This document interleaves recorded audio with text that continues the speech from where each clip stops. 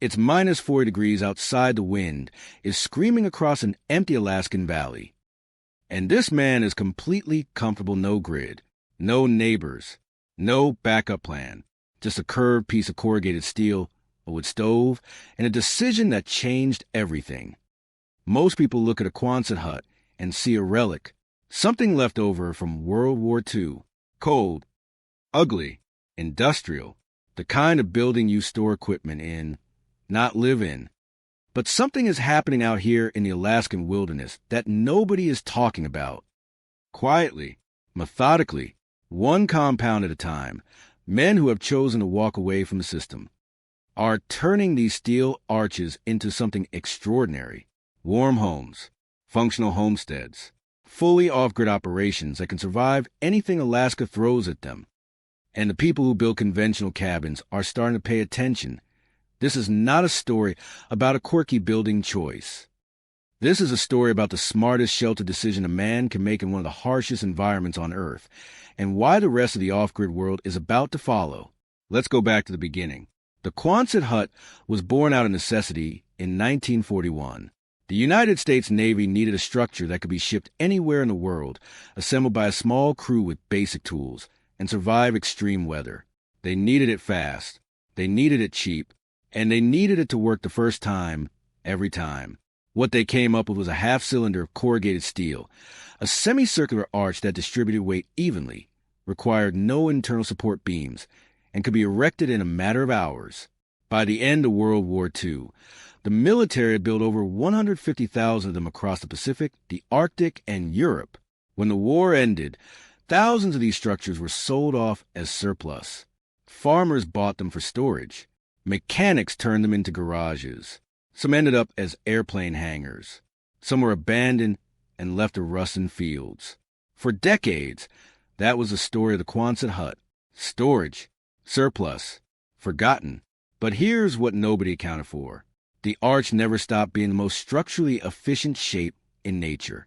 And in Alaska, where snow loads can exceed 300 pounds per square foot, where temperatures drop so fast that conventional buildings crack and fail, that arch suddenly becomes the most valuable thing a man can put over his head. Here is what happens to a standard cabin roof under a serious Alaskan snowfall. Snow accumulates on a flat or gently pitched surface. The weight builds. If the pitch isn't steep enough, the snow stays. The load increases. Roof joists begin to flex. In a bad year, and Alaska has many bad years, that roof fails, sometimes slowly, sometimes catastrophically. It happens to experienced builders. It happens to people who did everything right. Now look at the arch. Snow hits the curved surface of a Quonset and does something completely different. It slides.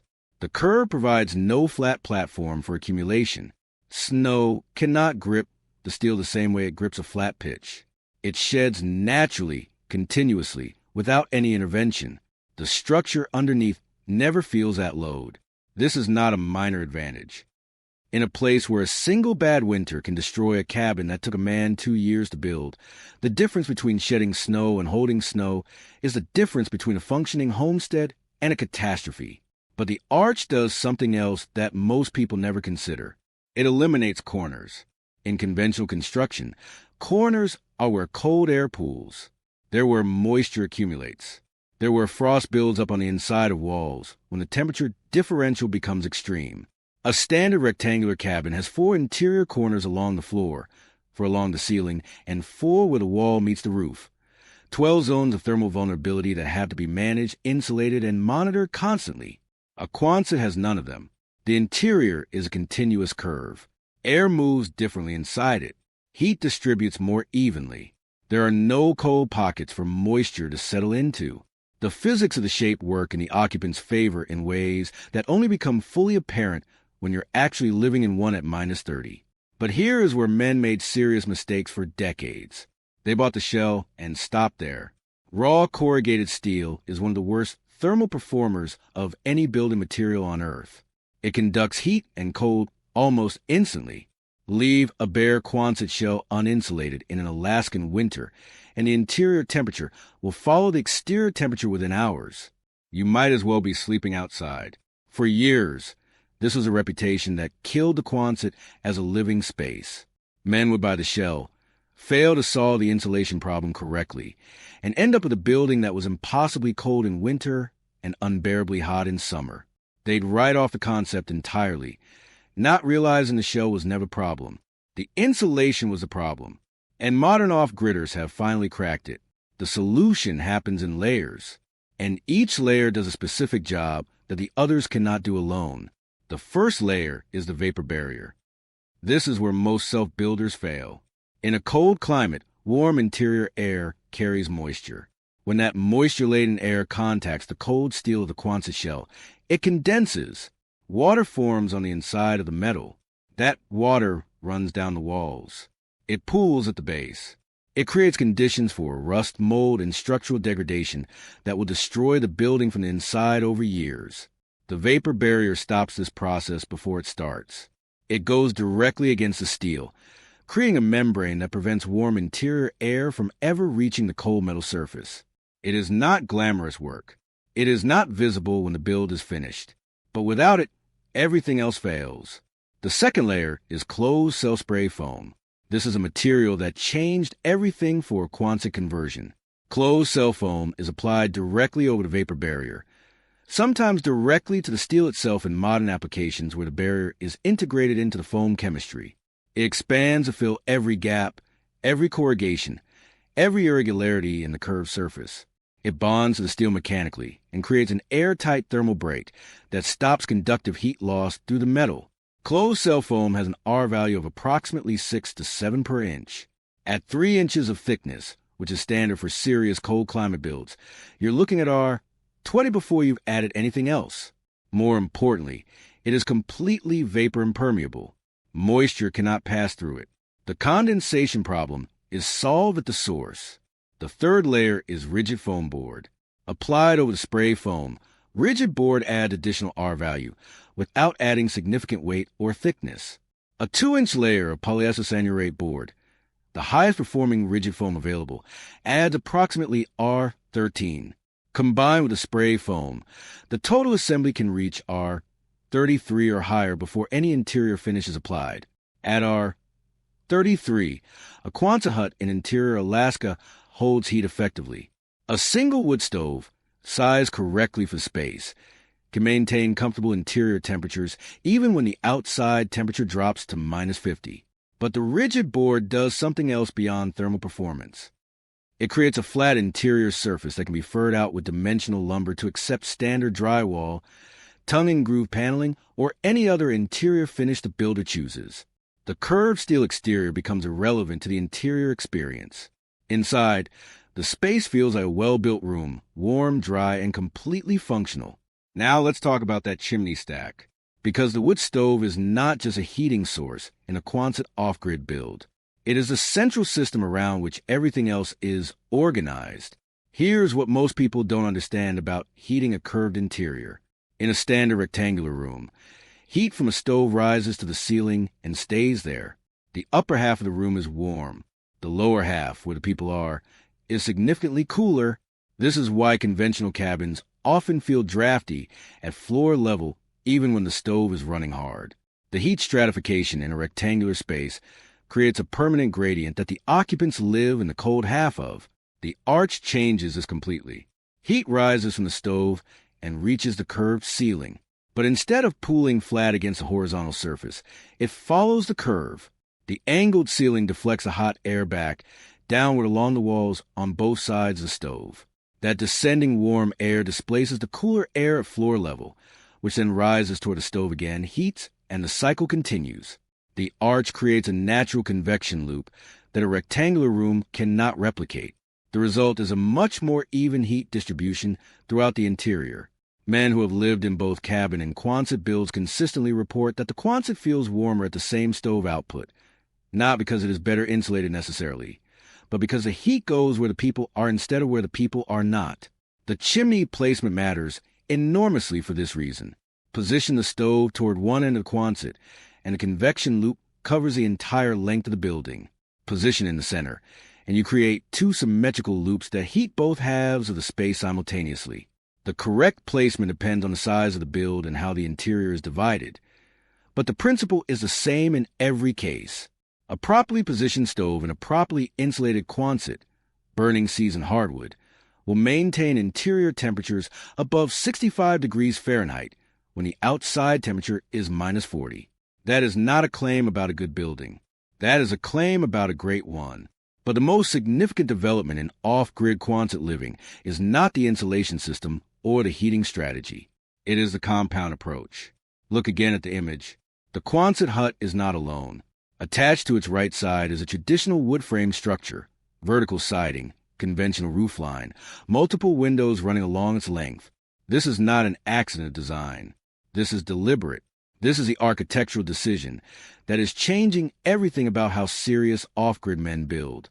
Here's the limitation that every Quonset builder eventually confronts. The arch is an extraordinary primary structure, but it is a single space, one continuous interior volume, without the natural divisions that a rectangular building provides through its corners, walls, and roofline transitions, dividing a Quonset into separate functional rooms. Bedroom, workshop, kitchen, storage requires internal framing that adds cost, complexity, and reduces the sense of openness that makes the arch interior so appealing in the first place. The wood frame addition solves this problem without compromising the arch. The Quonset becomes a main living and utility space, large, open, easy to heat, structurally invincible. The wood frame addition provides the separate rooms that a functioning homestead requires: sleeping quarters, a dedicated workshop, a mudroom with enough space to strip off frozen gear before entering the main living area, storage for fuel, food, and equipment that doesn't need to be heated but does need to be protected from the elements. The connection point between the two structures becomes a transitional space, warm enough to be usable, separate enough to prevent the dirt and cold of the entry zone from contaminating the living space. In serious cold climate design, this transition matters more than most builders realize. Every time a door opens to the outside, warm interior air escapes and cold exterior air enters. A proper transition zone, what cold climate builders call an airlock, dramatically reduces this heat loss. The hybrid compound does something else that a single structure cannot do. It grows. A Quonset can be extended along its length by adding additional arch sections. Many manufacturers design their system specifically to allow this. A wood frame addition can be expanded with additional rooms, a second story, or additional outbuildings connected by covered walkways. The compound becomes a living document of the builder's needs, resources, and vision, added over years as a homestead matures. This is how serious off-grid operations are built, not in a single construction season, but in layers over time, each layer functional on its own, each layer integrated with what came before. Now, let's talk about money, because this is where the conversation changes for a lot of men. Building in Alaska is expensive, brutally, almost absurdly expensive. Material costs run 60 to 80% higher than the continental United States. Labor costs are even further beyond that. Freight to remote locations adds another layer of cost that can easily exceed the price of materials being shipped. A conventionally built cabin in interior Alaska, framed, insulated, roofed, and finished to a livable standard, can cost $200,000 or more. And that's if everything goes right. A Quonset shell of comparable square footage costs a fraction of that. A standard 20 by 48 foot arch, 960 square feet of interior space, can be purchased new from a domestic manufacturer for $20,000 to $35,000, depending on gauge and wall configuration and included components. The shell ships flat. It can be moved by freight to a road-accessible site for a reasonable cost. In some configurations, it can be moved by larger cargo aircraft to truly remote locations, something that is simply not possible with the lumber, concrete, and hardware required for conventional construction. Assembly requires a small crew and basic mechanical knowledge. The arches bolt together. The end walls are framed conventionally. A determined crew of 2 to 3 men can erect a standard arch in a single long day. The complete, weathertight shell, ready for insulation, can be standing within a week of materials arriving on site. Compare that to the timeline of a conventional cabin build. Site preparation, foundation work, framing, roofing, each stage dependent on weather, on material delivery, on the availability of specialized labor in a place where specialized labor is extremely scarce. A cabin built in a remote Alaskan location can stretch across 2 or 3 construction seasons before it reaches a livable state. Every season of delay is another winter in temporary accommodations, another year of costs without a functioning homestead. The Quonset compresses that timeline dramatically. A man who purchases a shell in spring can be living in it by fall. Not finished. No serious homestead is ever truly finished, but livable, warm, functional, generating the stability and security that allows everything else to move forward. This is not a minor economic advantage. In a place where time is a survival resource, speed of construction is worth money that cannot be calculated on a spreadsheet. There is one final dimension of this story that goes beyond structure and economics and thermal performance. It is a dimension of identity. The sign on the building says Quonset Outpost 48, not cabin, not homestead, not property, not lot 12 of whatever subdivision this land was once divided into. Outpost 48. That name is a statement. It says this place has been claimed, named, given a designation that puts it on a personal map that matters to the man who built it. It says this is not a temporary shelter waiting to be upgraded into something more legitimate. This is a thing itself. This is a destination. Men who have chosen off-grid life understand something that most people in conventional society have forgotten. The relationship between a man and the shelter he builds with his own hands is different from any other relationship he will have with a physical object, a cabin, a Quonset, a compound built from steel and wood and sweat in the middle of nowhere. These are not investments. They are not assets on a balance sheet. They are expressions of a man's capacity to provide for himself and the people who depend on him. When that shelter works, when it holds heat in a 40 below storm, when the stove draws correctly and the insulation performs and the structure stands solid under the weight of a meter of wet snow, something happens in a man that cannot be bought or borrowed. He knows. He knows what he is capable of. He knows the building works because he made it work. He knows the decisions he made were the right ones because they're being tested right now by the harshest environment on Earth, and they are holding. That knowledge does not fade when the storm passes. It becomes part of how he understands himself.